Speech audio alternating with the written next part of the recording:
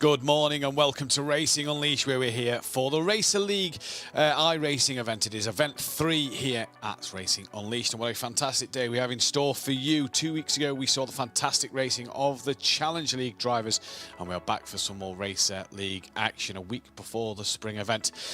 And it's going to be a great day here in the Apex Racing TV studios. I'm your host, Matthew Duffin, bringing you through all the thrills and spills. Today, it's going to be fantastic action here at Daytona once again as we get into a fantastic event.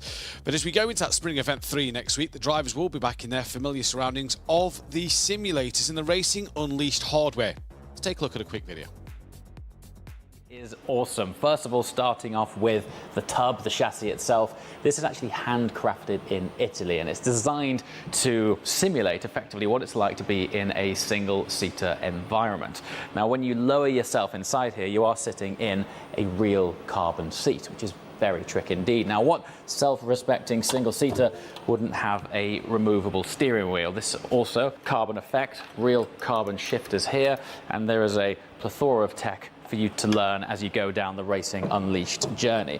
Now down there's a really trick pedal box. Once again, this is designed to simulate what a brake servo is like on a single-seater with high downforce, really stiff, really reassuring, and you can actually adjust the pedal box itself to get your optimum feel. Now then, racing harnesses. This for me is my favorite feature. There is a retention system inside the shell itself which simulates G-force under heavy braking, and it can actually replicate up to 5 Gs of deceleration. It's super immersive, and when you try it for the first time, you can't believe how much it adds to the overall immersion of driving a single-seater.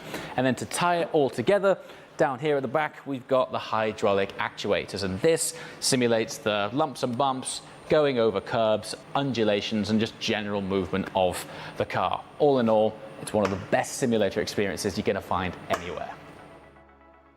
Thank you there, James, for that lovely explanation. You'll get to see more of our simulators next week in the 3rd of the spring events, and again later in the year come September when the season gets underway for the Assetto Corsa competition. Then it's going to be fantastic to see the Assetto Corsa platform back on our screens, and the competition that will be heated as always. We see great battles throughout in terms of that championship that's coming up later in the year around September time. Dates will be confirmed on social media. We can though hear now from our owner and CEO, Francisco Fernandez. Dear friends of motorsports, dear sim racing community, I'm Francisco Fernandez, founder and CEO of Racing Unleashed, and I'm thrilled to invite and welcome you to our series. At Racing Unleashed, our goal is to put a dent into the universe of motorsports, breaking down barriers and making motorsports accessible for everyone, everywhere. With our state-of-the-art simulators, we bridge the gap between the virtual world and the physical world of racing. Our racing lounges do not only provide you exposure to state-of-the-art technology, but also ensures for fairness in sports, harmonizing software, hardware to give everybody the same chances to win. Additional to that, being the owner of probably the most beautiful and exclusive racing resort in the world, Ascari in southern Spain, I'm dedicated to scout the best talents in sim racing and bring them to the real track and real cars. Join us on this exciting journey and help us to become the most exciting and engaging motorsports in the world. Follow us as we expand our reach, coming to the town next to you globally.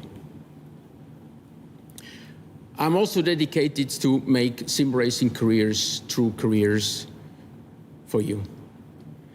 This year, we are excited that we've added iRacing to our offering, immersing ourselves even deeper into your hearts. Now you can compete even from the coziness of your own home and race for prize money. So I wish you herewith best of luck, may the best win, and I'm looking forward to seeing you again in one of our racing lounges. Thank you very much, Francisco. Thank you from the kind words from our owner there, Francisco Fernandez, as we move forward into a new chapter and into this this great year of 2024 that it's been, and provided some great racing and action already. We've seen numerous iRacing events this year that's been absolutely fantastic racing. And we've seen our 2 spring events already that have been brilliant to watch, with special prizes up for grabs. iRacing Event 3, though, the Racer League drivers will take to the track this morning.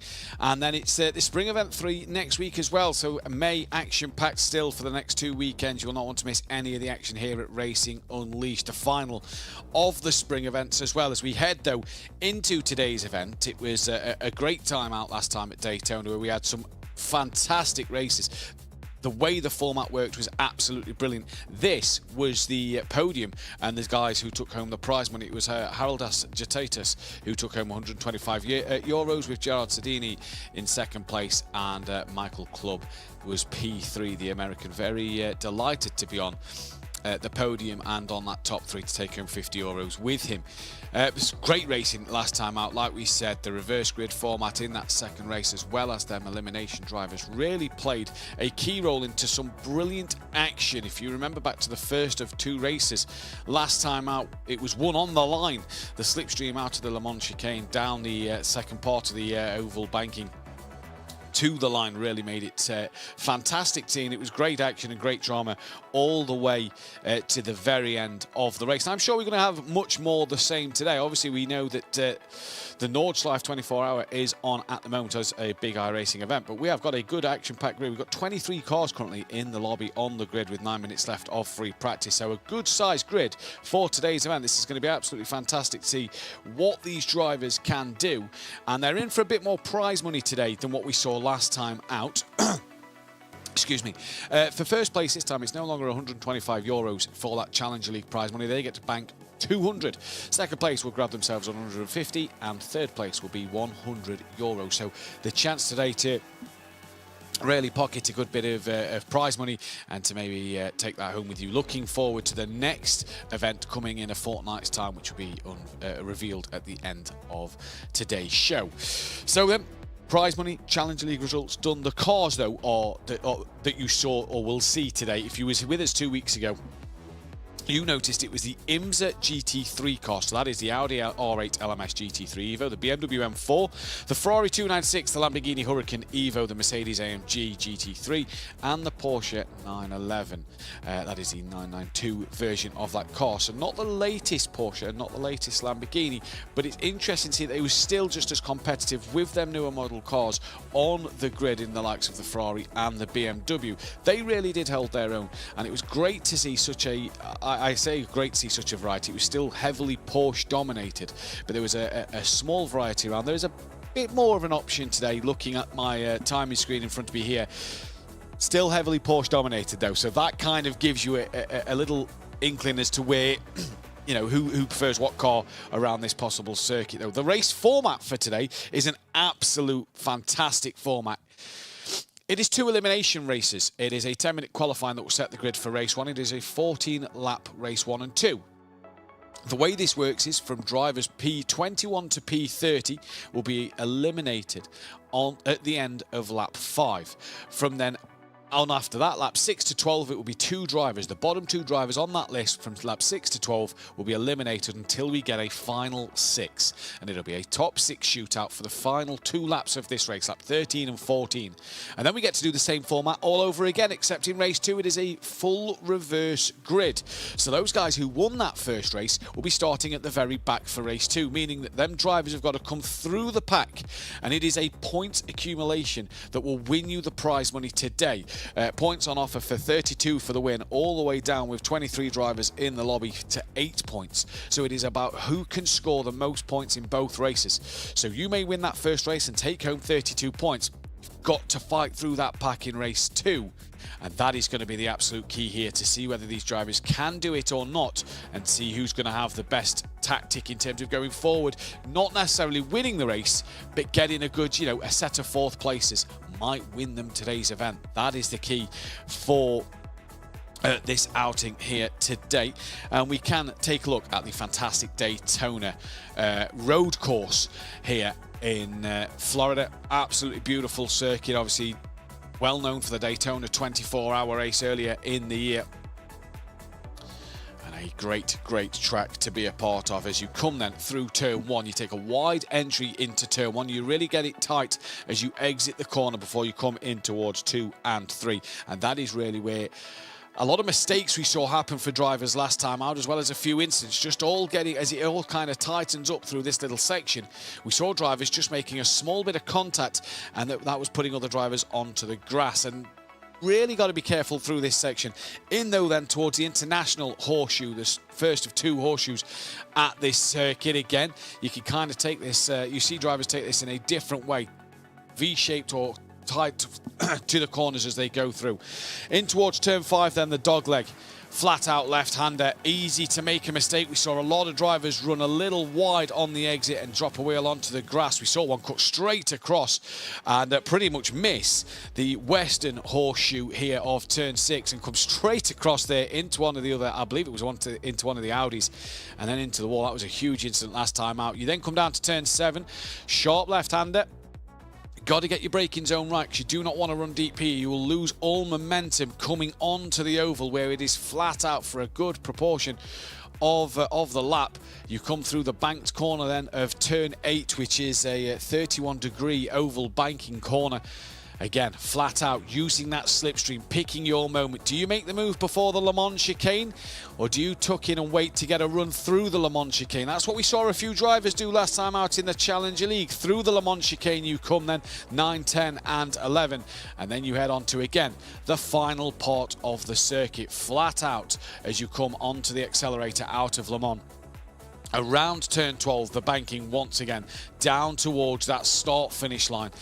And as we saw in race 1 last time out, it was a race that was won on the line by thousandths, hundredths of a second in the race. It was great to watch, and I assume we're going to get a bit more of this as well. And it wasn't just for the race win. This was to eliminate drivers as well, where we saw drivers getting that run through Le Mans and getting the slipstream at the very end to pull out and try and make that move. So crucial to decide where you make the moves. Do you do it before the Le Mans chicane on that part of the oval, or do you do it on the second part after Le Mans towards the line and turn 1? This could be absolutely key to drivers being eliminated, winning the races, getting them extra points in the bag. This is going to be crucial in today's race. Practice coming to an end. There is 2.5 minutes left, and let me tell you what a gap on practice this is. There is 1 second separating the top 17 cars.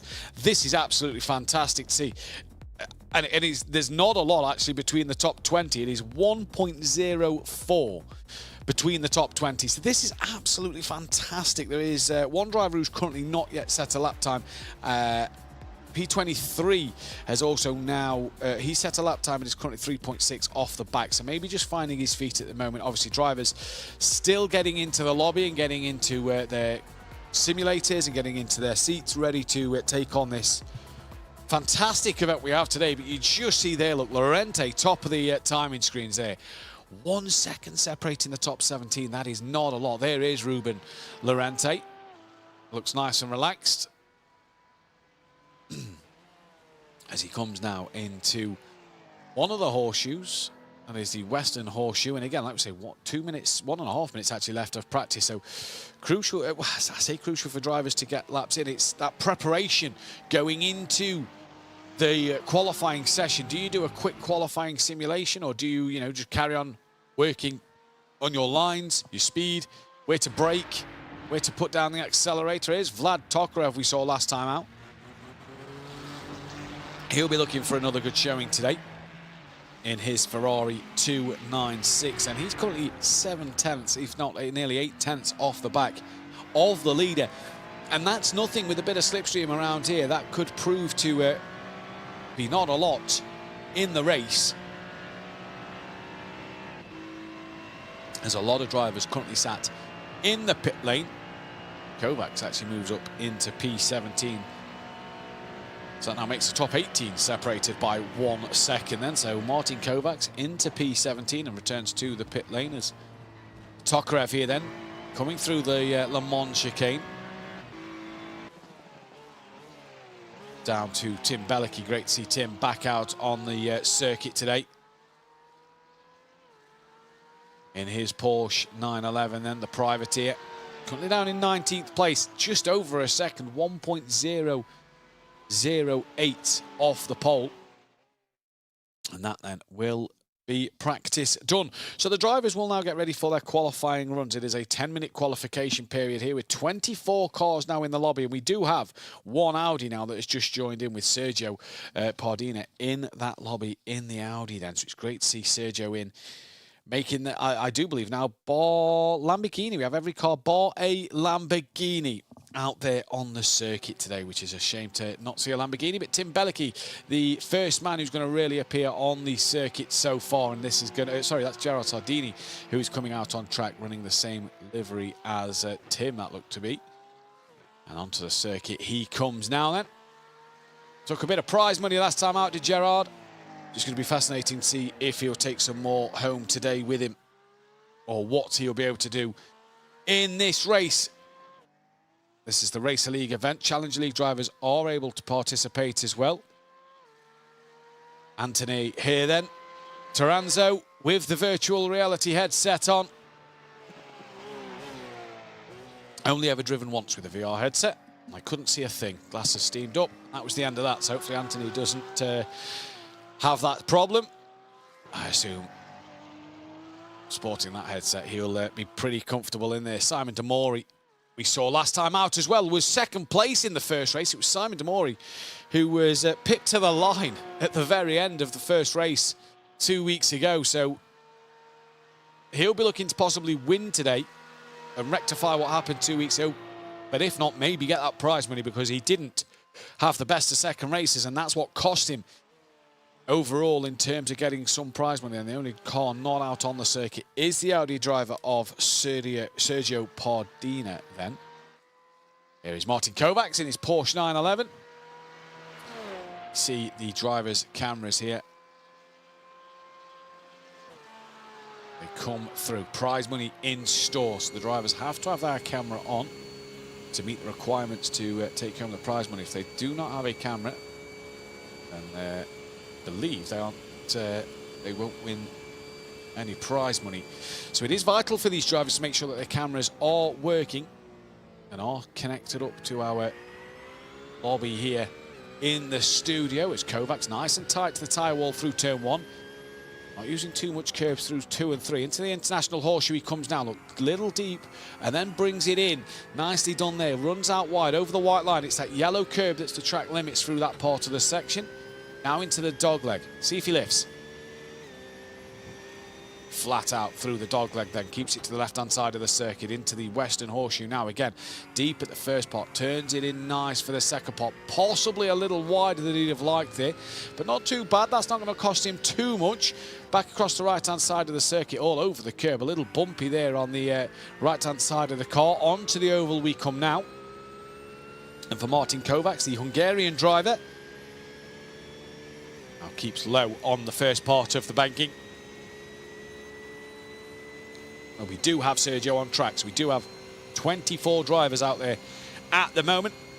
And in fact, we do have a Lamborghini out there as well. I missed that one on my timing screen. So there is one of every car being represented in today's event. Kovacs in towards Le Mans over the first curb. You want to run as much of them 4 curbs as you possibly can. Get a good run through Le Mans. Now on to the second part of the oval, the second banking.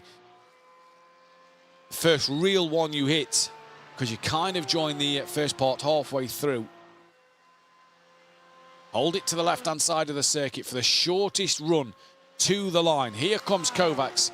He looks like he will be the 4th man to set a flying lap. It is Demori who's currently P1, and Kovacs goes 6/10 off the back of him down in 5th place as more times start to come in here. Here is Soriano in the Porsche 911. Looking at the sector times, not too bad, not great though. So this could just be a sighter for Soriano here. Across the line he goes now, and yeah, P17, 10 seconds off the pace.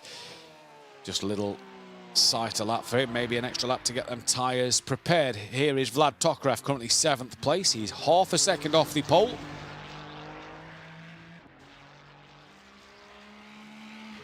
in the Ferrari 296. Now onto the oval circuit he comes.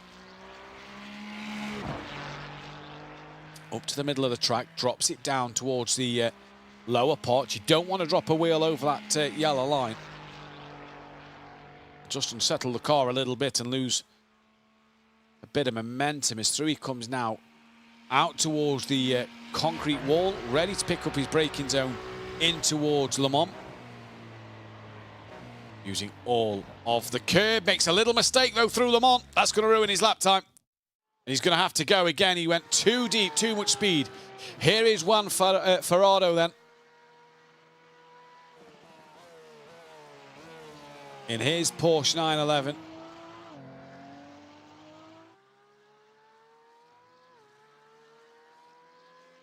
Lorente moves up to P4. Sardini goes up to P7 now.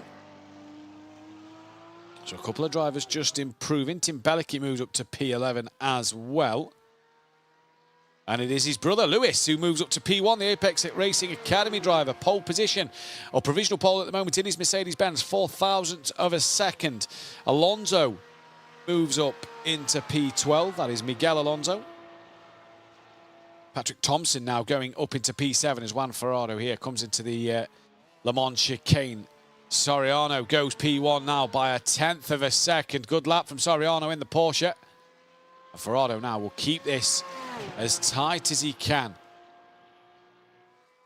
That is Juan Blainett who goes into P2. Off 1/10 behind, so great driving from these boys. It is fantastic to see at the moment. Top 17, top 18 covered by a second. Juan Ferrado down in 21st place. Does he improve on his lap time? He does not, stays P21 overall there. Not a great lap from him last time around. It was 1/10 slower than his personal best. Here is Alberto Sinao, sorry.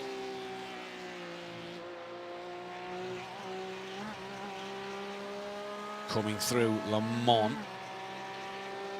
That is Sergio, who's gone P19 in his Audi.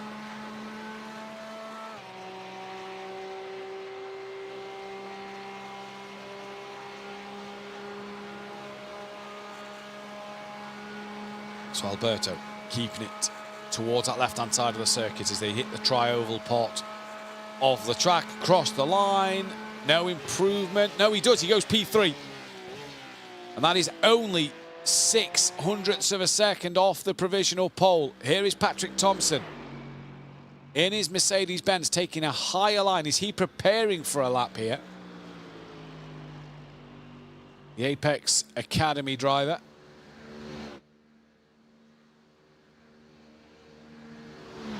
I believe he's possibly just setting himself up for a lap as now he comes down the tri-oval in towards turn 1. Just look how wide they go and then bring it in towards that tyre wall. Get the nose pointing in, that's where you want to be. Through 2 and 3, you don't really feel like they're there. Into now the International Horseshoe. Gets it turned in lovely, clips the apex on the way out, using all the road on exit.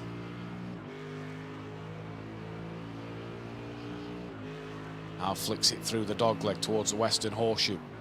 Again, just go a little deep, bring it back in. There he does, straight onto the apex. Keeps it tighter mid-corner and on the exit as well. It's where you want to be. He only needs to find 3/10 to put him on provisional pole. As we're coming to the back end of qualifying, so drivers will be getting their last laps in. Here's Blainat then. Very dark on the camera. You see there. But the Argentinian, if he is in Argentina, it will be very early in the morning. Taking part in this event. Coming down towards the oval section of the circuit now. Seeing a few green sector times pop up on the screen, but not massive amounts. So the drivers not being able to maybe put in as quick a lap times at the very end here as they would have liked. So the drivers being able to get final runs in. There is 40 seconds left of the session, and when the session hits 10 minutes, that is that done. Laubish there, dropping below the yellow line, putting himself up into P4 for Nicholas Laubish there. Interesting line to take. as he moves up into P4. There's a Porsche 1, 2, 3 and 4. Here is the only Lamborghini then.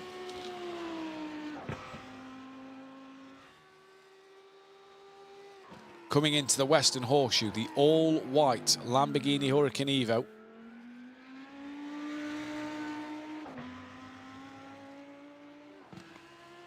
Currently sitting in P14, but yeah, he's going to run out of time here. That is the session done.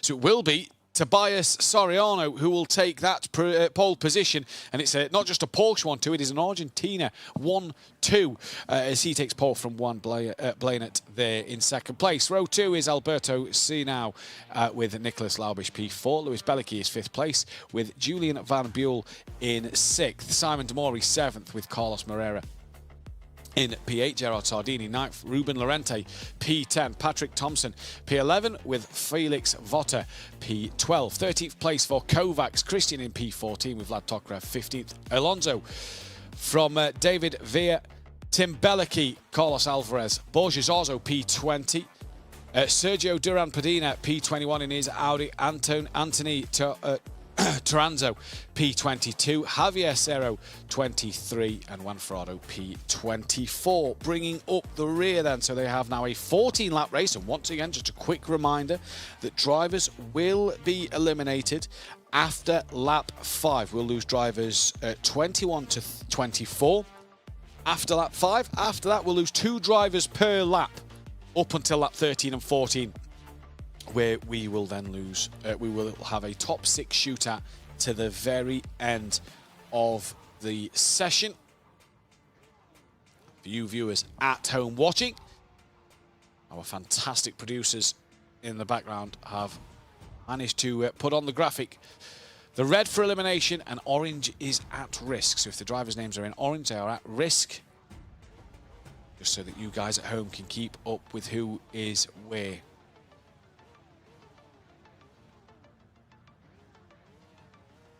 So we await the drivers to take to the grid in this 14-lap race. Rolling start as well, let's not forget that. So it is a rolling start, not your traditional standing starts. Here we're on the American circuit, which means rolling start for these guys.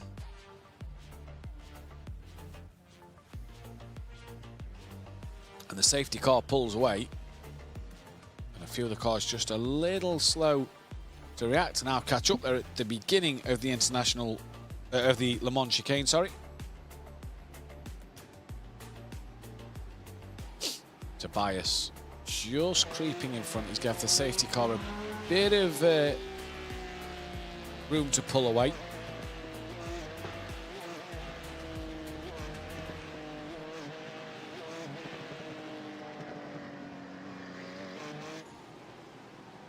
Through they come now, and for Juan Blainert here, he's actually down in P3 because he just fell behind his teammate from Rincon Racing TM Custom Logos of Alberto Sinau. He's not quite alongside the leader yet, so Tobias Soriano could get a clean getaway here. The safety car will peel off into the pit lane momentarily.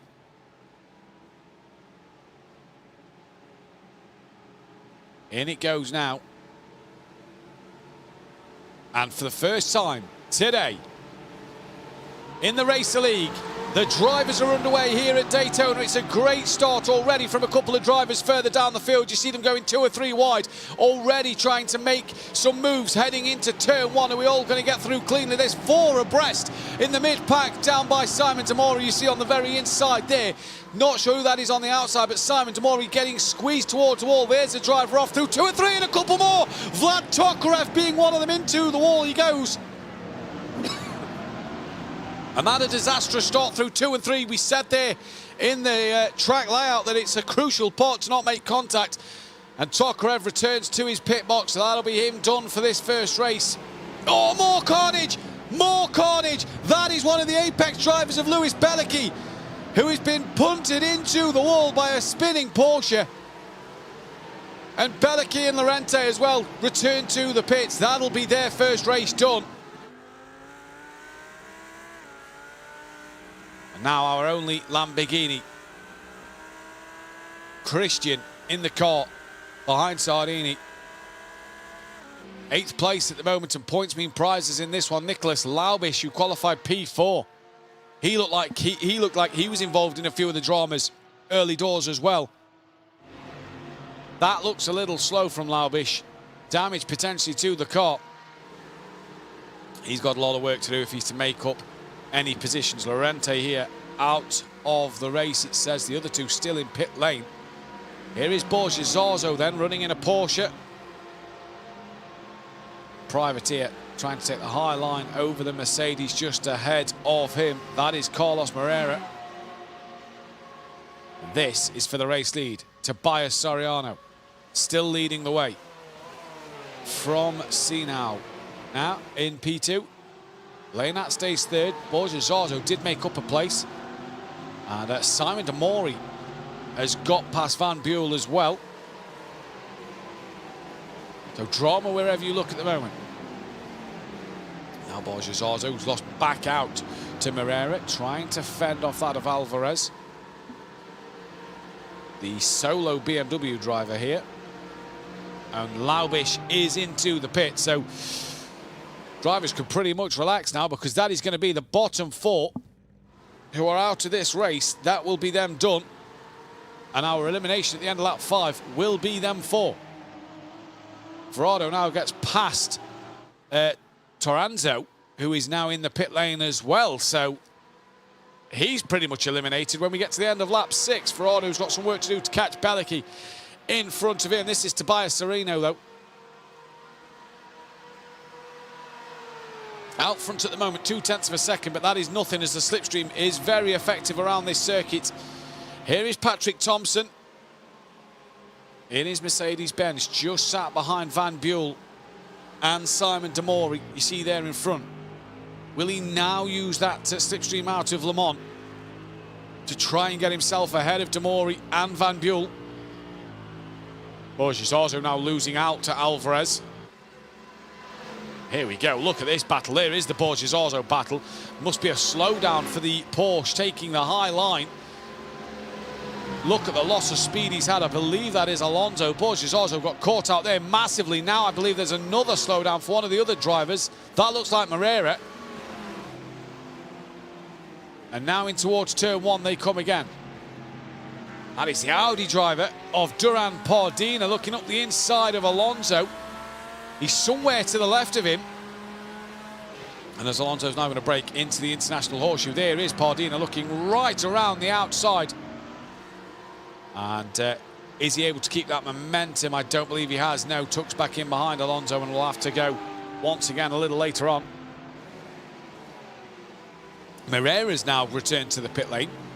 So Verardo can go an extra lap here. Is that a mistake from the Audi driver of Pardina there in the background? Looked a little slow to get away. Here's Tim Belicki on the back of Javier Cerro. Porsche versus Ferrari, right in the slipstream.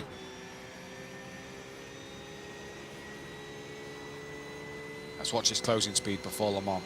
Into 6th gear he goes. You just see him slowly starting to creep onto the back, more and more. Does he pull out and have a look going into Le Mans? No, stays behind. Picks his braking zone, absolutely pitch perfect there, because if he'd got that slightly wrong, he was in the back of the Ferrari. Now look at the run he gets through Le Mans. Now this might be where he chooses to go up high and take the move as Zorzo gets past Alvarez on the timing screen. Bump draft in his way around the banking. Here is Borges Zorzo. You're seeing Alonso and Alvarez further back going at it as well. And just behind them, Duran Pardina.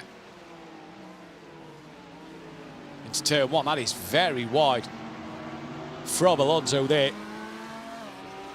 Was off the road, back on. Pardina's got past him, and Pardina again going to try to look to that outside line. This could allow Alonso up the inside. Patrick Thompson's now out. So both Apex Academy drivers out of this race.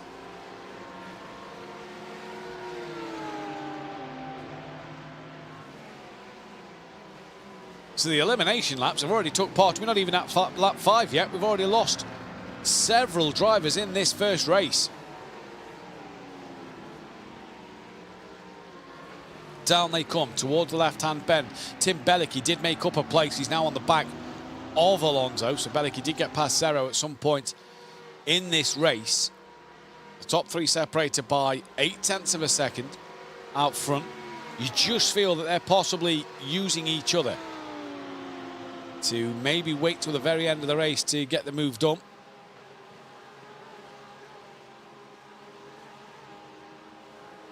It's all about scoring points in this race.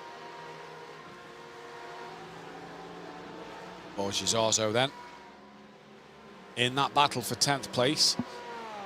That is David Veer in front by about half a second to Borges. He will be feeling the slipstream. That'll be pulling him in slowly. Just see that time in the graphic in the bottom right, just coming down little by little here as they cross the line. We can take a look at a few replays though. This is the start of the race. Then you see a few drivers already going 3 or 4 abreast, coming through the tri-oval part of the circuit in towards turn 1, where it really got tight with a few drivers making it 3 or 4 wide into 2 and 3. And this is where one driver drops out wide there. I believe Tokarev clips the wall and spins himself around. So this is Lorente. This is what happened to him. He's touched the grass and goes around, and then you'll see Tokarev's Ferrari also off. Oh, and then Luis Bellicke, look at that. The 2 Porsches. That is Laubish, sorry. Not sure who the other one. Laubish in the yellow Porsche. Look, side by side through the dogleg. Just taps the rear of the Mercedes of Carlos Moreira. And that's what caught Luis Bellicke out there then. Nothing wrong, Luis. You know, just a Porsche going backwards into the back of him. Patrick Thompson here then. This is why he's out of the race. Oh, he's dropped it on his own mid-corner. That is very unusual there.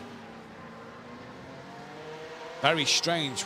And he just immediately returns to the pit lane. Did not fancy carrying on with that. That is strange. Little spin there. This is Demori, currently P5. I believe there that, you know, I think Tokarev clipped the wall himself and spun himself around at the beginning. Now, Carlos Alvarez on the back of Borges. Zarzo's got really close as well to Vey just in front. That was half a second last time round. That's now a 10th. As Tim Bellicke then has been re-overtaken by Serro. With Sardini. Zarzo looking to the outside of Vey, but he's now got the BMW of Alvarez looking up the inside through 2 and 3. Borgia will have that inside line coming into the international horseshoe. Pardina's back ahead of Alonso behind. No, he's not. Lost out now coming through the horseshoe. Borgia's also side by side with Vey then. Through the dogleg round the outside. BMW fancies a piece of this action as well, and Borges also is going to go up the inside of A. And now the BMW of Alvarez is going to try and follow through. He's going to be on the outside line though, coming onto the oval. Bellicke's got back ahead of Serro. Can that BMW M4 go around the outside? No, it cannot. Went a little deep and lost the momentum coming onto the oval, but Borges also now. The problem for Borgia is he's 3.5 seconds behind Kovacs. He's got no slipstream from anybody in front. So this could hurt him. He's made the move now, but this could really hurt him going forward in the race.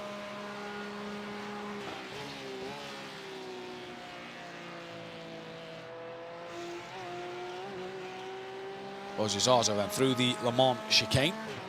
We're on lap 6 of 14. So this is where we lose Moreira and Toranzo, but they're already out the race. Look at that closing speed from Vey behind in that Mercedes-Benz. Towards the line he comes. He's just waiting, though, for Borgia, who stays tight across the start line. Drifts it out wide, ready for turn 1, and Vey's kept it tight. Is he going to look up the inside coming into turn 1? He does indeed, gets it up the inside. Didn't run a little deep. I think Borgia was expecting him to go a little deep there because he seemed to brake early and let him have that place relatively easy. Bit of a wiggle, though, under braking for Alvarez, who's having a big lunge into the international horseshoe here. clean as a whistle, up the inside of Borges Orzo, out the horseshoe, but Borges will have that inside line for the dogleg. Now Alonso's getting involved in this little squabble as well. And Alvarez up the inside at the western horseshoe. He's to the right-hand side of Borges. Now there he is. And he still hasn't got the move done yet. Borges will have that inside line coming onto the oval. And Alvarez trying to go the long way around the outside. I believe he's got that move done. Not quite, though. At the moment, he's now got to take the high line, and this could help Alonso get past Alvarez as well as Borges Orzo.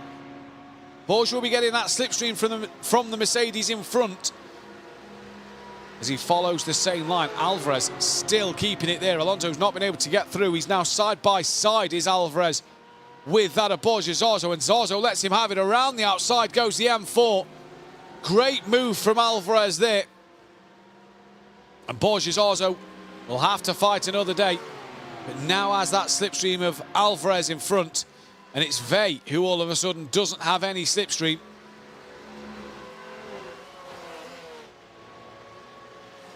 Sardini has Demori all over the back of him. He's had a good scrap 2 weeks ago. Is a Porsche 1-6, and we have lost Juan Ferrado here then.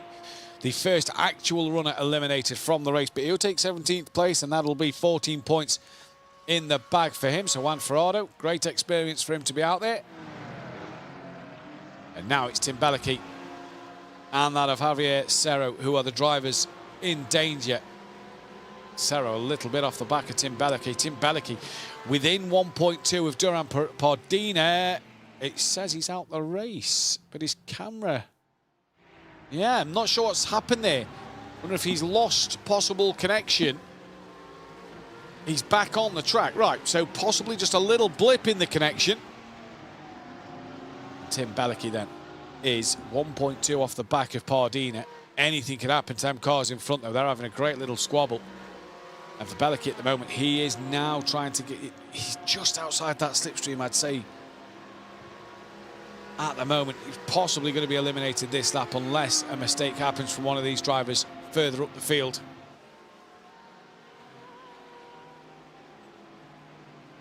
Through the Le Mans chicane they come. Here is Javier Cerro. He will be eliminated. He is way too far back now unless a mistake happens on the oval. But they look a bit spread out up front. Is this Tim Bellicke's chance? Did Pardini get a slowdown through Le Mans? And Bellicke here probably can't believe his luck. And on the last part of the circuit, gets the move complete on Duran Pardina, who got a slowdown through Le Mans, I do believe. And that has cost him a place and cost him the chance of an extra lap to try and attack the back of Alonso. Now Alonso trying to get past Borges Orzo to eliminate him. That is Alvarez on the back of Vey as well. But Tim Bellicke now is, what, 1.4 off this battle. How he'd love one of these to get another slowdown there. So he lost Javier Cerro and Sergio Duran Pardina. P15 and 16 for them two. Now it is Alonso and Bellicke, the two drivers who look to be eliminated this time around. Good little fight between these four. Anything can happen. So for Tim, as we've just seen, he's not out of this yet. He's still 1.4 seconds behind. These boys using the slipstream. The wipers on there for Alonso. I can assure you it's not raining here. Probably caught the wrong button on his steering wheel there as the wipers was going. But down towards the Le Mans chicane. 1.6 the gap now to Tim Bellicke. So he's had a bit of a poor exit onto the oval. Oh, that's a little wide through there from Alonso, who's possibly compromised his run. With Borges also getting slipstream as well, you feel it's going to be too much for him to do the job and get past.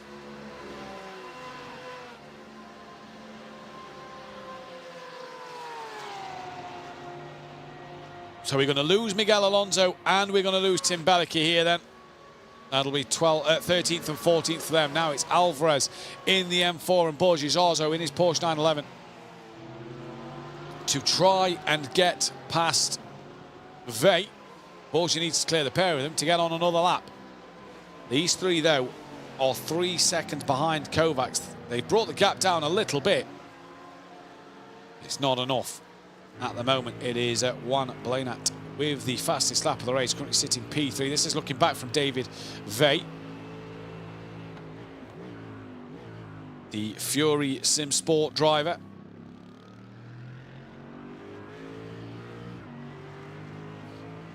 He's got the M4 of Alvarez Privateer and Borges Arzo Privateer behind him in his Porsche. You just get the feeling of 2 weeks ago where, can't remember who it was, but was picked at the line to be eliminated. Could that happen to Vey here in his Mercedes? The only Mercedes remaining, the only 2 cars after this lap that will be remaining is the Mercedes of Vey and Christian's Lamborghini. The rest are Porsches. As Alvarez, defending from Borges Arzo, needs a great run through Le Mans now, does Alvarez, to make sure he's in that slipstream of the Mercedes-Benz. I don't think he's got enough here.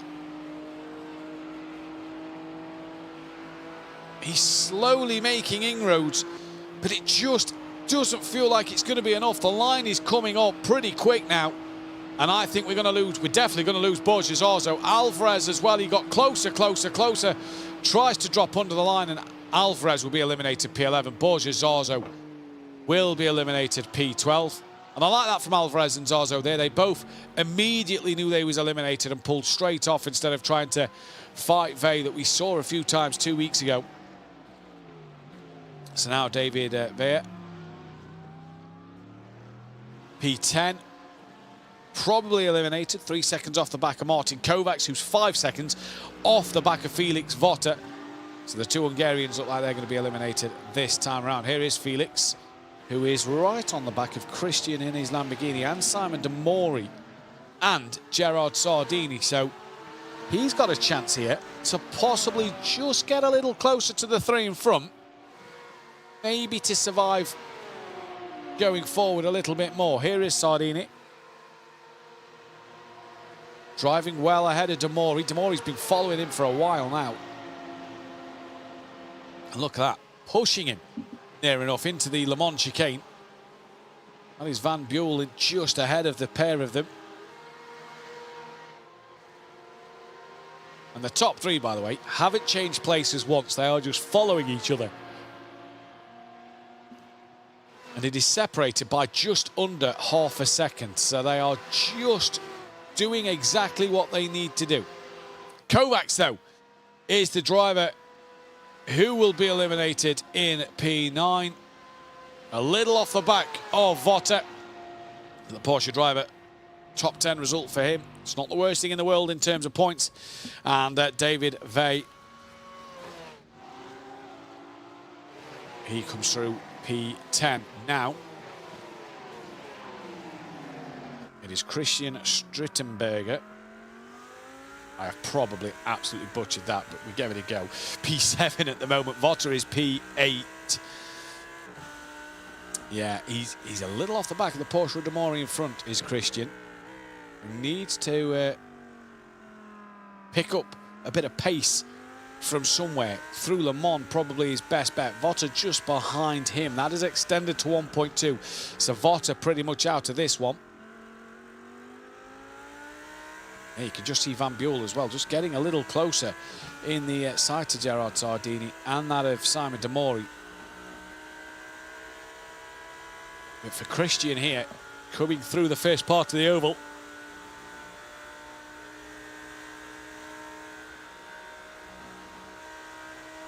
Just not gaining at all in his Lamborghini. The 2 Porsches doing a cracking job just ahead.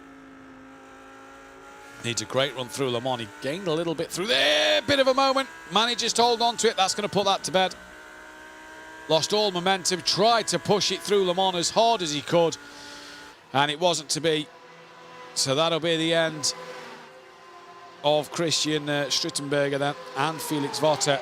They'll finish P7 and 8. But again, good points. We're now seeing a few changes for the lead of this. Tobias Soriano and Albert Sinau having a bit of a squabble. Nearly going door to door there. Blanett just watching on in the background as his teammate attacks P1. So the final 6 here. It is kind of 2 halves as well. It is the top 3, and then it is 4th, 5th, and 6th, all in their own little fight. And they've got 2 laps now, and we're starting to see at this final stage of the race that the leaders just starting to attack each other here then.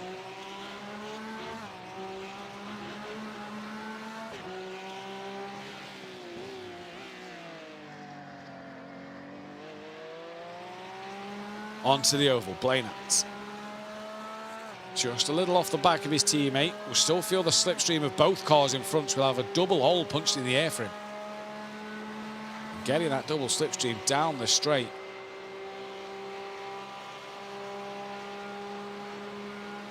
Pulling him in. Every little bit into Le Mans they come for the penultimate time. Soriano leads this race. Don't forget, it's probably less about winning from pole position and more about what you do in that second race reverse grid as to what points you score. Soriano and Sinau are now going side by side towards the line. I believe Alberto Sinau has just taken the lead. He's got ahead. Soriano still there, though.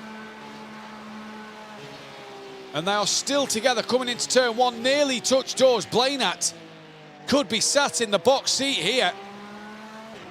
Soriano runs a little deep at turn 1. Sinau now tries to fight back. And I believe has got in front. Soriano will still have a bit of a car up the inside coming into the International Horseshoe on this final lap. Blanett here just watching on as his teammate attacks the race leader. Sardini and Demori have got onto the back of Van Buell behind as well. Oh, and so Sinau has dropped it on his own and will lose that podium spot. Just pushed the car a little too much at the very end, and around she went through the dogleg. And 3 become 2 now. It is the 2 Argentinians who will do battle here. And did Soriano just clip the outer wall? Look at Blanett, start to close. You're just going to see that Porsche getting bigger and bigger and bigger in his rear view mirror. Gaps under 2/10, gaps under 1/10 and a half. It's all about the run through Le Mans. Blanett's going to leave this till the very end here. We saw this 2 weeks ago. Are we going to see it once again? Blanett gives him a bump, and it unsettles his car. And it's all gone horribly wrong for the Rincon Racing TM Customs logo team. They've both had mistakes on this final lap, and Tobias Soriano is going to come home to take the race win. Julian Van Buell will take a 2nd place, and Sardini looks like he's going to take a podium. You cannot make that up on the final lap. Soriano wins the race from Van Buell, Sardini P3, Demori in 4th. And then it will be Sinau and Blanett to take 5th and 6th. But at the very end of the race there, absolutely incredible. The Rincon Racing team, both drivers had a chance of a 1-2. Obviously, this isn't a team game. It is all for individuals, but representing the same brand. A chance of a 1-2, chance to be on, in a good stead for that 2nd race for some prize money. And it goes horribly wrong. At the end, we can bring you the final classification now. Tobias Soriano, your race winner, car number 16 from Julian Van Buell.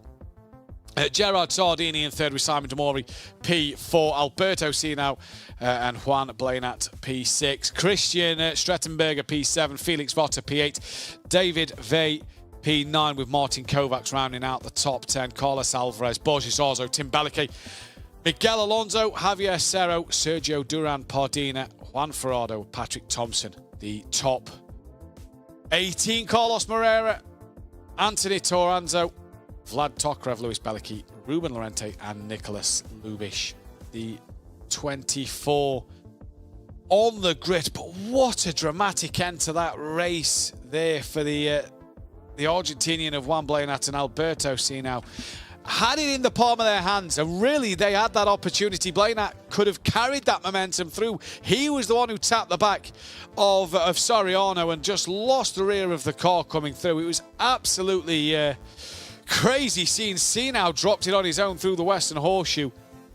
Through the dogleg, sorry, just coming up to the Western Horseshoe. Yeah, absolutely crazy stuff here at Daytona. And we've got the reverse grid coming up, so Tobias Soriano will be starting from last place as the drivers are in a warm-up session at the moment, just to make sure that they are ready before they head into qualifying. So far, there's only 2 cars out on track. They won't be able to register a lap time, obviously, due to the track being 1:40 long. So yeah, crazy scenes at the end of that race. Really was interesting to see. You thought it was going to happen again, didn't you? A race win taken away at the line, and no, not to be today. Tobias Soriano led that race. Bit of squabbling at the end with Sinau, who was exchanging first and second, but he held on strong and he managed to take that first place in what was a fantastic fight. Up and down the order. It took a while, though, to get to some elimination laps because we lost a lot of drivers through incidents early on in the race, and a couple of drivers who span on their own into the wall that cost them their race one. They'll come from the front of the grid, though, in that second race. We'll be able to bring you the graphic and the full qualifying grid order from that reverse grid race. For race 2 here. 14 laps once again, the exact same process. 5 laps will be full racing before the end of lap 5 will be the top at the bottom. 21 to 24 will be eliminated, and then so on and so forth. Lap 6 to 12 will be 2 drivers eliminated per lap as we then come into that final 6 for the final 2 laps. In what was yeah, great racing in that first race here today. So it's going to be a great opportunity to see what drivers are going to do in this second race. We do have the grid order for you now. It will be Nicholas Laubish, who will go from P1 with Ruben Lorente, P2. In third place will be Lewis Belicky. Fourth will be Vlad Tokarev. Row 3 will be Anthony Taranzo with Carlos Moreira. P7 will be Patrick Thompson ahead of alongside Juan Ferraro. Sergio Duran Padina will go from 9th with Javier Cerro, P10. Excuse me. Buzz Zarzo, P13. We'll go back. That is P11, Miguel Alonso, Tim Belicky, P12. P13, Borges Zarzo, P14, Carlos Alvarez. Martin Kovacs alongside his fellow Hungarian David Vey. Felix Votter with Christian Strettenberger, P18. Juan Blanet, P19, Alberto Sinau, P20. Simon Demori, Gerard Sardini, and bringing up the rear, Julian Van Buel and Tobias Soriano then. As the drivers now go onto the grid to get ready for this race. What will happen in this one? Who will win this one? Reverse grid. A lot of fast drivers in qualifying at the front. Some cars didn't get to the grid. That is Nicholas Laubich, Martin Kovacs, Vlad Tokarev, Anthony Toranzo, and Patrick Thompson did not make the grid here. So unsure why. So that means we have 19 drivers. So I do believe that there will be no elimination at the end of lap 5. That'll then take it to the end of lap 6, where we should only lose the 1 driver, I do believe. But we'll keep our eyes on the timer screens and see what that says. So 19 cars for race 2. The pole sitter, Nicholas Laubich, in a good position to win this race, not on the grid. That hands the advantage, you'd say, to Ruben Lorente or Lewis Belicky. Now, I believe they do score points where they finished in that first race. So it's not all doom and gloom yet, but they need the drivers who are at the back of the field this time to not come through, to struggle to come through, should I say.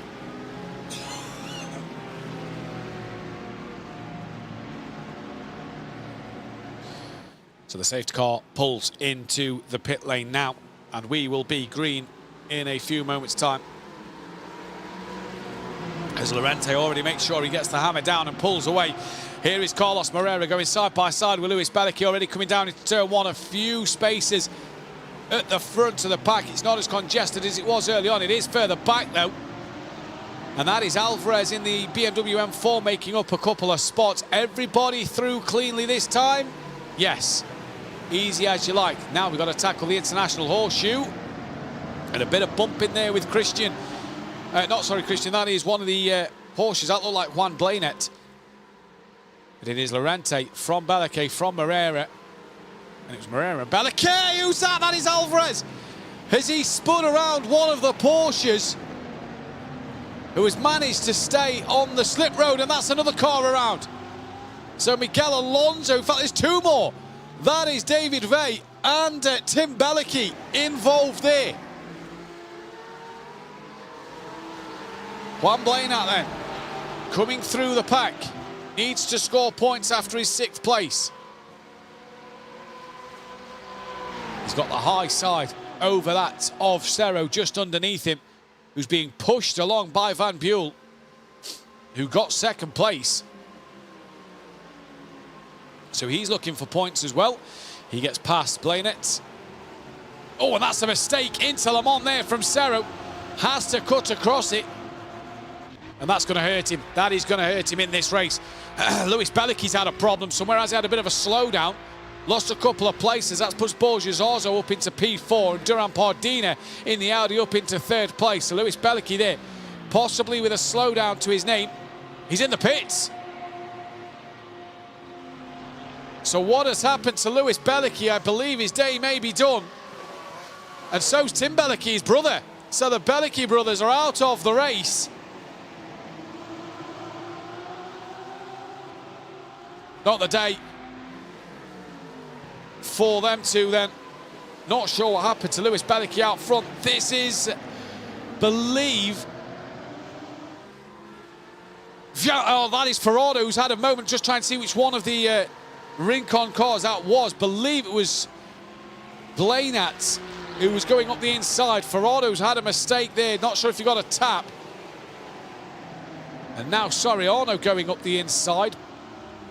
And a drive-through penalty given to Carlos Alvarez for an unsafe rejoin. Lap 2, turn 1. And Alvarez, the BMW M4 driver, currently sat in 6th place, has got a drive-through penalty to his name. So that will really ruin his chances here of some good points. Simon Demori 4th in race 1. Van Buel was 2nd in race 1. He's up to 7th already. And he's well ahead of Soriano here, who's down in 12th place, just behind this battle of Blainat and Demori. Here is Serro on the back of Strittenberger and ahead of Alonso.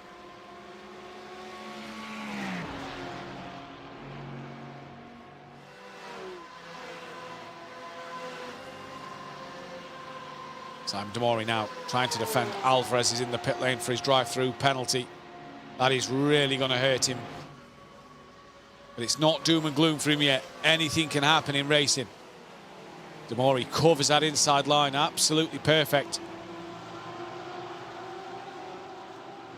Blainat still can't get through at the moment. The gap for Lorente to Moreira out front, by the way. 1.2 seconds. Borja Zorzo going up the inside of Duran Pardina. Good move for Borja Zorzo there. They're moving up onto the podium now, P3.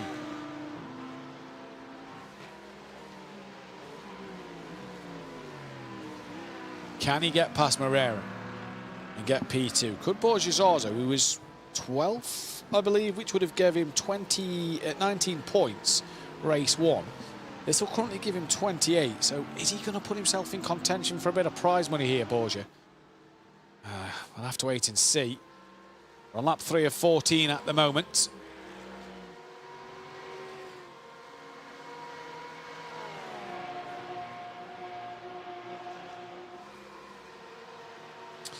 So we've lost a few drivers then. So it is Alvarez 17th, who I believe will be the first to be eliminated when we get there, potentially lap 7.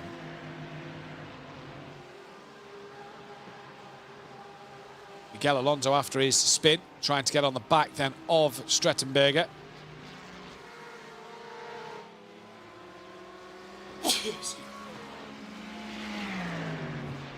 Serro 14th place ahead of Vey. In the Ferrari 296, battling against the Mercedes. Porsches have been very good today. There's one Mercedes of Moreira 2nd place, and Durand Padina in the Audi, but this is the battle between Van Buel and Votter. I believe Van Buel has got ahead. He has. Votter now coming under pressure from Sinau, who had that moment all on his own. If you'll remember race 1, he finished 5th place. Sinau will want to make up some points that he lost in that first one. Van Buel, I think, is sat in the box seat to take the overall race win.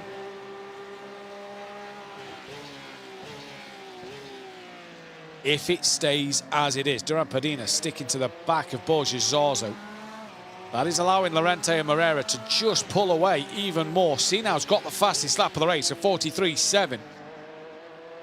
Some 0.4 quicker than Votter in front.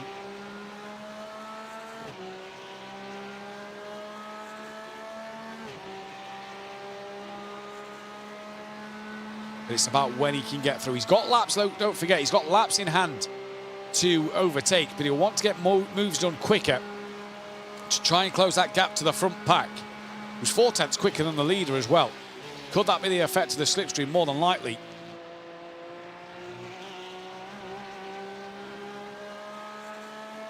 Comes through the Le Mans chicane. You see Borges Zarzo and Durand Padina just ahead of Van Buel. It's Felix Votter ahead of Sinau that's we're on board with at the moment. Look at the Porsche close in on the Porsche in front. Not fully following him here. Alonso gets ahead of Strittenberger for 12th and 13th. Not fully tucking behind him. Very close to the wall on the outside. Wide in. Flick that front end round. Borges Zarzo and Padina has been caught by Van Buel here. So that's from 3rd down to P5 as Sinau looking up the inside.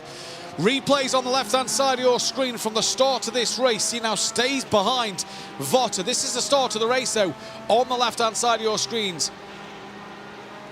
That is Alonso being tapped by Alvarez there. And it does well to not slide that across the track, back onto the road. Manages to keep it on the brakes and get it slowed down. This is Tim Bellicki.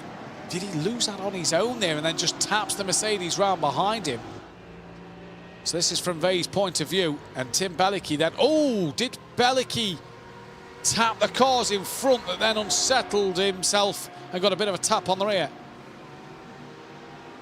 Lewis Bellicki got the slowdown. That is why he dropped down the order, and then he returned to the pit lane and retired from the race. But we have a great race on now. Pardina looking out on the back of Borges Zarzo, who's also got Van Buel and Votter and Sinau with him. Sardini's not a million miles away. In fact, he's on the back of this pack as well. Demori's trying to get there, as is Soriano. And I believe Pardina's just got himself a slowdown as he takes that higher line to move out of the quicker car's way. Votter through, Sinau through. Pardina now pulls in between himself. Sorry, Van Buel and Votter through. He pulls in between Votter and Sinau. And look at Votter and Van Buel try to take the fight to Borges Zarzo. And Sinau going around the outside of Durand Padina. Through he goes. Great move around the outside of turn 1. So we've lost that of Thompson, Laubish, Tokarev and Tarazano, who didn't take the start of this race. We're then going to lose Kovacs and Tim Bellicki. Bellicki retired. Kovacs didn't take the start of the race either. Alvarez has got 2 laps to gain 4 seconds. Borges Zarzo is hanging on for dear life at the moment. He's 3 seconds behind that of Moretta in front, so he's going to be getting no slipstream here.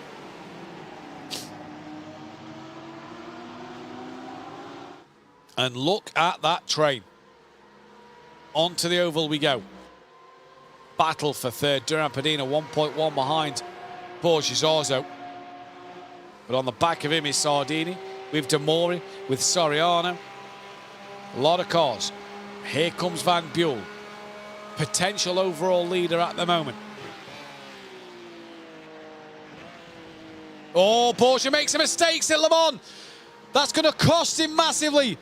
Van Buel through, Votter through. Sinau is also through. Here comes Durand Padina. Borgia tries to force him a little higher there, had a bit of a wiggle on the oval. And he made the mistake all on his own. And now Sardini is past Padina. And look at this, Sinau and Votter having a battle up front as well. Demori's on the back of this train. There is battles everywhere. Demori to the outside, Sardini to the outside, and Sinau to the outside. And none of them make it stick. No, they don't. Sinau nearly clipping the grass there. We saw catastrophic spin earlier in race 1. Sinau's got through. That's a great move. How's he managed to get that one done? He's kept it in. Really pushed the car through 1, 2 and 3. And now Duran Pardina has got Soriano on the back of him. Sinau can now attack Van Buell. Borges also has gone from 3rd to 8th since the Le Mans chicane.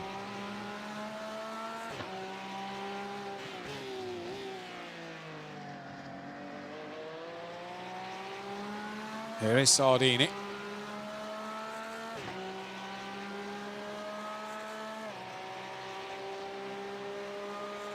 P6, he got P3, I do believe, in the first race. So again, another man looking to possibly bag a bit of prize money here. And this is Tobias Soriano, race winner of race 1. Round the outside of Duran Padina into Le Mans. Great move. And your race 1 winner up to P9. Huge points for him in this at the moment.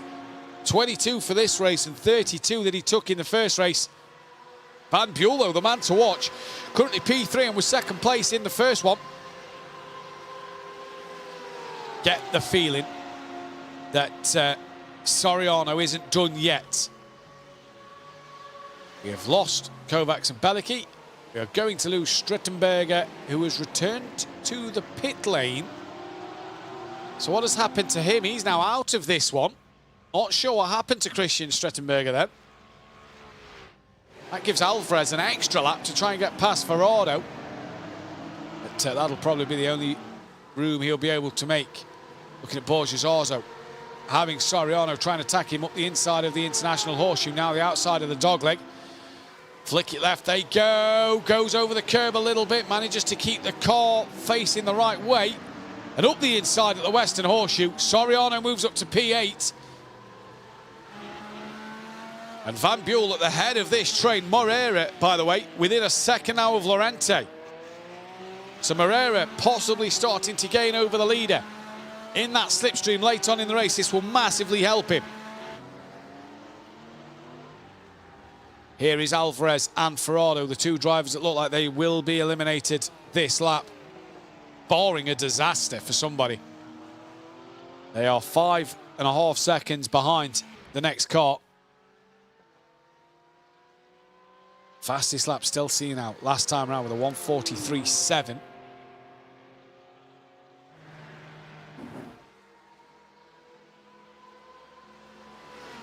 Here is Sinau, P4 on the back of Van Buell. He's got Votter behind him, Sardini, Demori. Soriano not close enough to this pack as Alvarez looks to get ahead of Ferrado. Got himself that drive-through penalty early on as well. Let's not forget that's probably what's cost him in this race. Moreira, again, last time around, 4/10 quicker than the race leader. Alvarez underneath at the bottom part of the oval to get into P15, and that's where he will finish his day. 15th place, Ferrado will take 16th. And that will be them two eliminated. Now we turn our attention to David Vey and Javier Cerro. Big gaps between them two. Vey's got a couple of seconds to Alonso as well. Back to the battle for the podium, really. Sardini and Demori trying to stick without a Vottosino and Van Buell.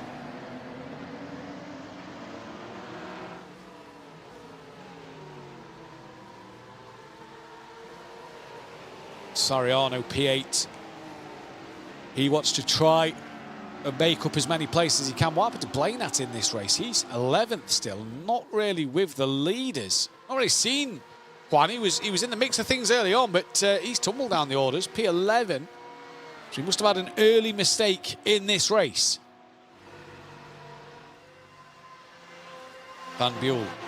There's Moreira and Lorente, the leaders. Now, while them two are going to start squabbling, that might allow these guys to gain a little bit. But I doubt it, because these are having a fantastic fight. Here is Julian Van Buel. Currently P3 from Sinau, and then Felix Votter. Javier Cerro then is some 6 seconds off the back of David Vey. David Vey, he's also 2.2 off the back of Alonso. So this will be the end for David Vey. 13th place for him in this one, as Moreira now takes the race lead going into turn 1. Sardini's got ahead of Votter. They're scrobbling as well behind, but it's a change for the lead out front. Moreira leads this race from Lorente. And Votter stays ahead of Sardini. Or does he? Because Sardini's going to try and go around the outside. And Sinau could get swamped here coming through the exit of the International Horseshoe. He doesn't. Sardini inside line for the dogleg. If he can get it done, a bit of a wiggle there from Votter. And Votter's now going to come under pressure from De Mori around the outside. Oh, nearly making contact there. This is allowing Soriano to gain onto the back of this pack. He's within half a second of De Mori, so he's really going to feel the effects of the slipstream. So when Van Buel was thinking about maybe this could be his day to win the prize money, may have to think again. We lost Javier Cerro and David Vey on the last lap. It is now Blainat and Alonso, the drivers, at risk. Alonso way behind, 6 seconds behind Blainat. Blainat on the back of Pardina. So needs the run through here. Unlike last time out in race 1 for the race win, he needs that run now.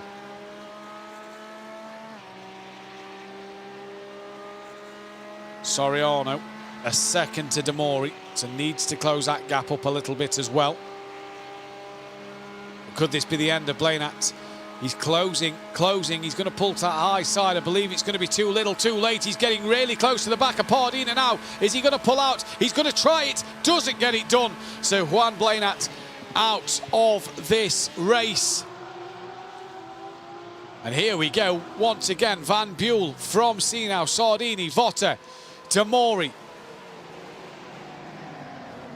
Soriano in the background. We also lose Alonso. It is Borges Arzo and Duran Padina, the two drivers at risk.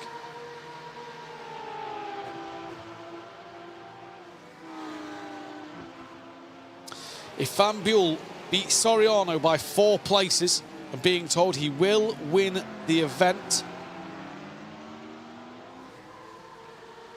it's going to be interesting to see what will happen here.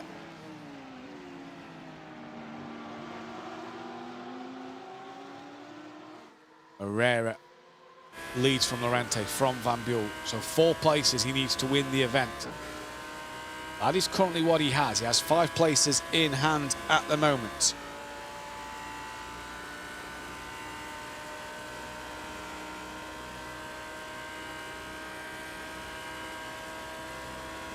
This is Duran Padina looking at Borges Zarzo. This will be these 2 drivers eliminated now.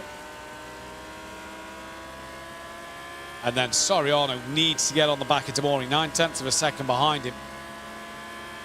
And we're going to get a change for position between Padina and Zarzo to the very end. Pardina pulls up high.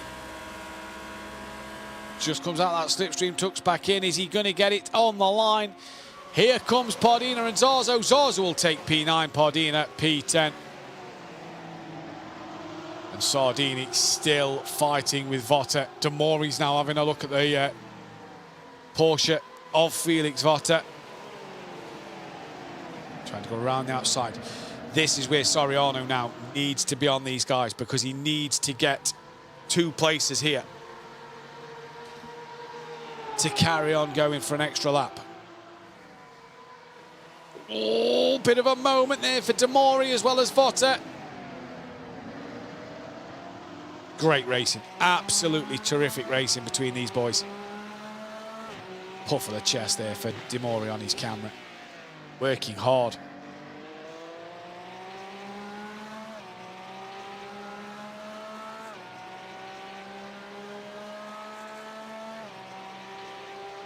Now he's got to use that slipstream. This is where he's got to play it tactically. Soriano is just behind him by 3/10. So Demori's got to play this very clever here. Look at that gap come down between Demori and Votter. Do not get a slowdown here. This is not where you need the slowdown penalty. A big smile on Felix Votter's face. He's clearly enjoying this battle. Has he done enough? He'll be getting the slipstream from the car in front of him. We're going to go on to that final 2 laps, where it is the top 6 shootout.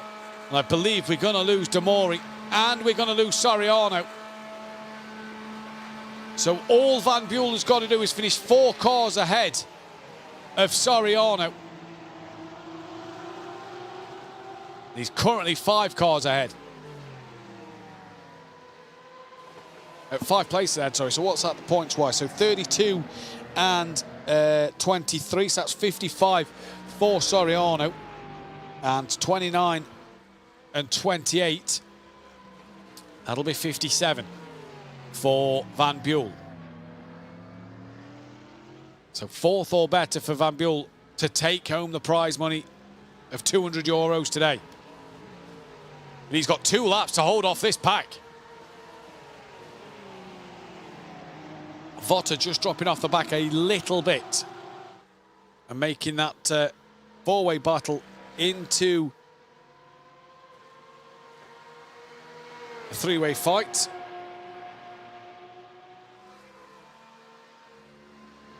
This is the race lead as well. Moreira in the Mercedes, leading over Lorente.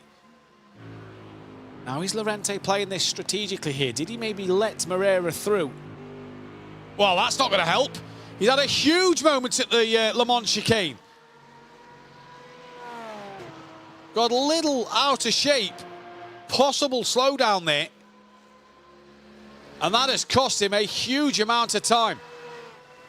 I believe that's just given the win to Moreira. We enter the final lap now.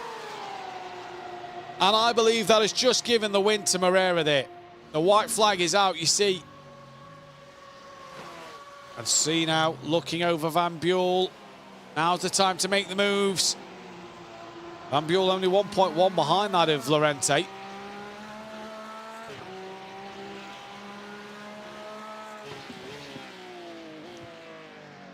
This is going to go anybody's way. Votter's right back in the mix for this as well. This could go any way for the podium. The bonus for Van Buel is if he can just gain a little bit of time over Lorente here, might just be able to start to pick up that slipstream on the oval, which could help him massively. The gap is under 9/10 of a second between Van Buel and Lorente here. Having that slipstream could be absolutely crucial for Van Buel on this lap. To just give him that extra bit of speed, to keep him away from Sinau.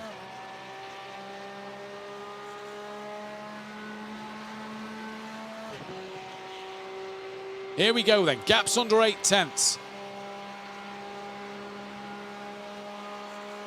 Don't count out Sardini in this race either. He's right behind Sinau coming into the Le Mans chicane. No slowdowns, please. They all get through pretty comfortably. But it's going to be this man. It's going to be Carlos Moreira who's going to take the 2nd win of the day. Great drive from the Mercedes driver. Stopping Porsche dominance. And Carlos Moreira comes onto the tri-oval part of the circuit to win the 2nd race here at Racing Unleashed. But it is going to be Lorente to take P2, and it will be Van Buel P3, Sinau P4, Sardini 5th place, Votter will take P6. So by my calculations, that is Julian Van Buel who will take the prize money today. Great racing throughout. Soriano just couldn't get through the pack, and that's the bonus of these reverse grids. That's the excitement in them of the fact that these drivers have got to do a lot of work. Even with a few drivers missing off that grid at the start of that race, Soriano just couldn't get through the pack. Neither could Blainat in that one, but it was great to see Moreira stopping that Porsche dominance in the Mercedes-Benz. We'll be able to get you that full final classification as soon as possible in terms of the race winners. but we have the final results, and it is Carlos Moreira who will take that P1. In the second race, Ruben Lorente from Julian Van Buell, Alberto Cianau, Gerard Sardini, Felix Votta, Simon Demori, Tobias Soriano, Borja Zorzo, and Sergio Duran Padina rounds out the top 10. Juan Blainette will be P11, Miguel Alonso from David Vey, Javier Cerro P14, Carlos Alvarez P15, Juan Ferraro 16th place, Christian Strettenberger 17th place, Tim Bellachy from Lewis Bellachy, not the day for the brothers, with Martin Kovacs, Laubish, Tokarev, Toranzo and Thompson not taking the start. Now, we have a unconfirmed top 3, but we are waiting for that final classification in terms of the points, as everything is just being worked out now. If you remember back to 2 weeks ago, Gerard Sardini, I believe, took the €75 for second place. He's in that mix today. He got a third and a fifth in this one. So he's in the mix as our team in the background are working really hard to get these points brought to you and make sure that the result is the correct one for the drivers. But what action we saw there. A few incidents again in this race. Drivers just being caught out. You can see just behind me here, this is the Tim Bellachy incident. Looked like he just had a moment in front, then got tapped by the car behind. Shame for him.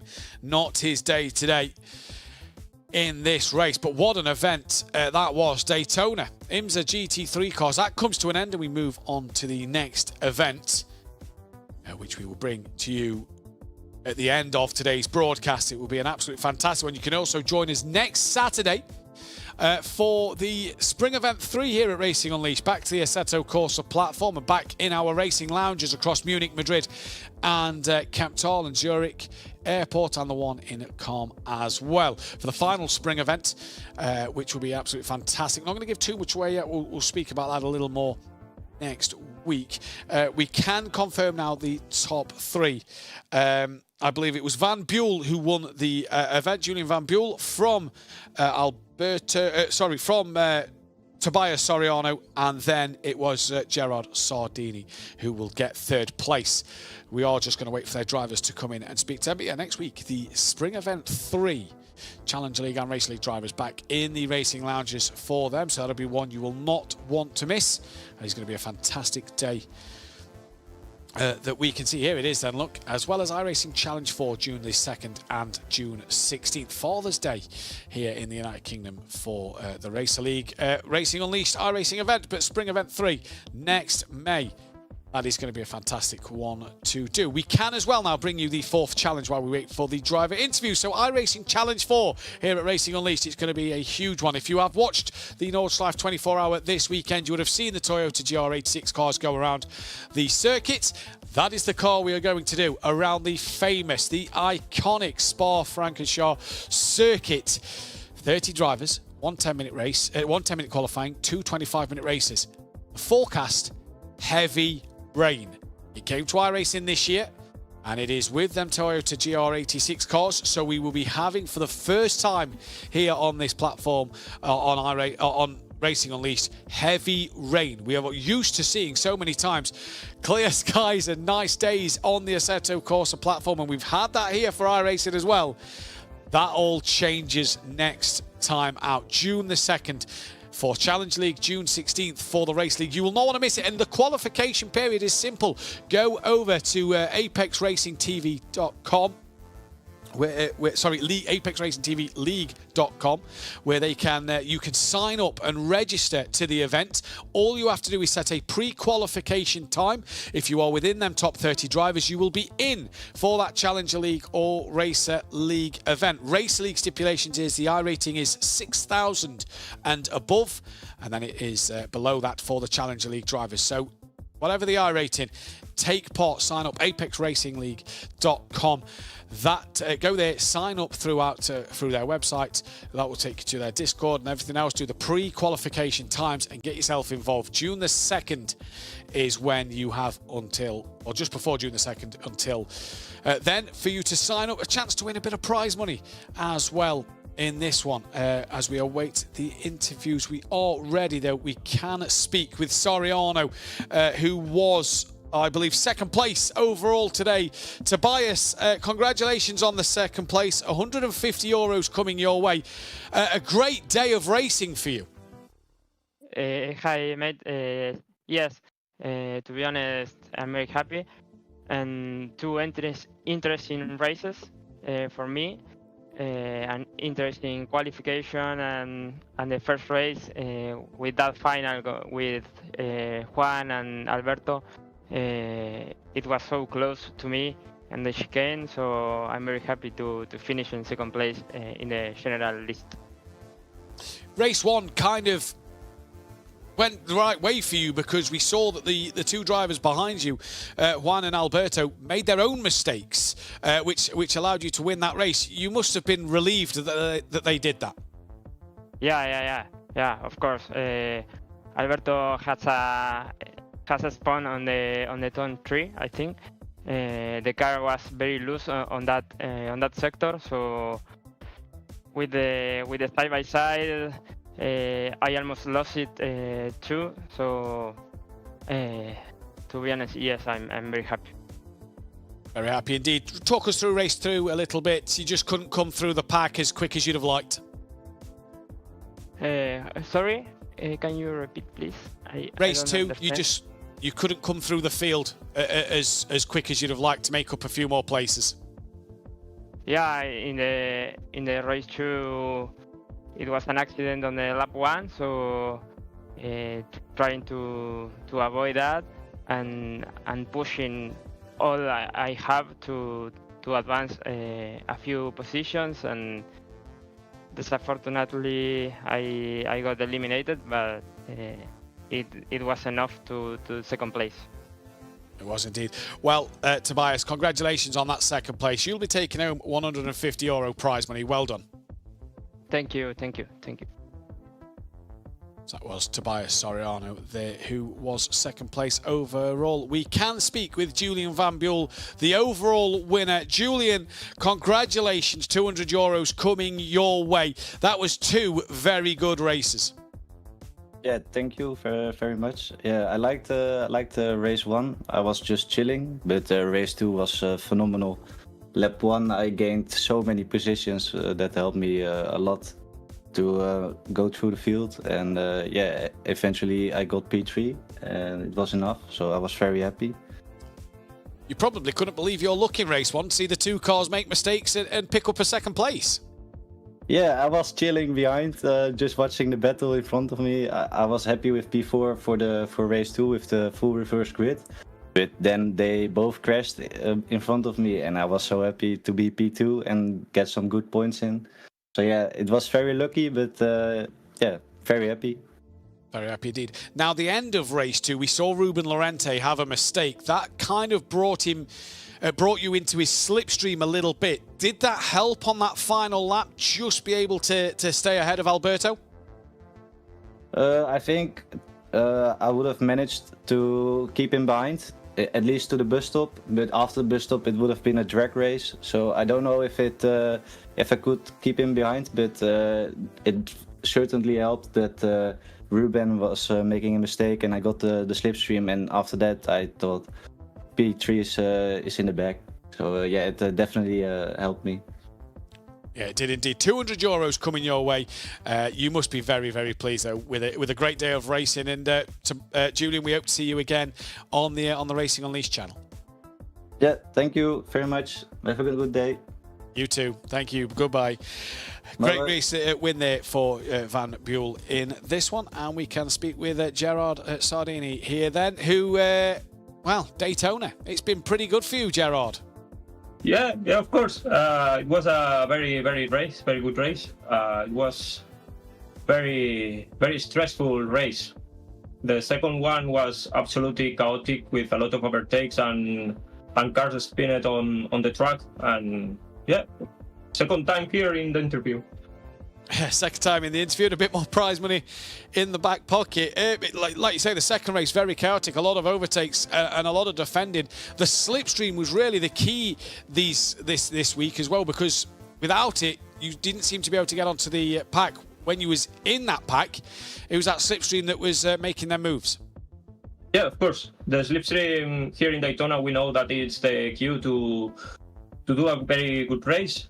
And I was in the group all time. When I have to overtake, I did it well without any contact and without losing any type of time. And that's, I think, the key to be in the P3 overall. Indeed. Spa in 2 weeks' time in the Toyotas. Could you make it 3 in a row on the podium? Could be. Let's see. In Daytona, in Spa, also the slipstream with Toyota will be the key. Gerard, congratulations on the P3. We look forward to seeing you again in the future. Thank you. Thank you so much. See you. So a very happy top three there, a very happy podium throughout. It's a great day for all three of them, and it'll be a fantastic week next week. The LAN event, the Assetto Corsa event, Spring Event 3 coming up. And we are back with iRacing on the 2nd of June for Spa in the wet with the Toyotas. That is going to be an absolutely fantastic event. And I believe that is all we have time for today. We'll be back, like we say, in just under a week's time. Thank you all for tuning in. Thanks to all the drivers. And again, Apex Racing TV and Racing Unleashed. We'll see you next time. Goodbye.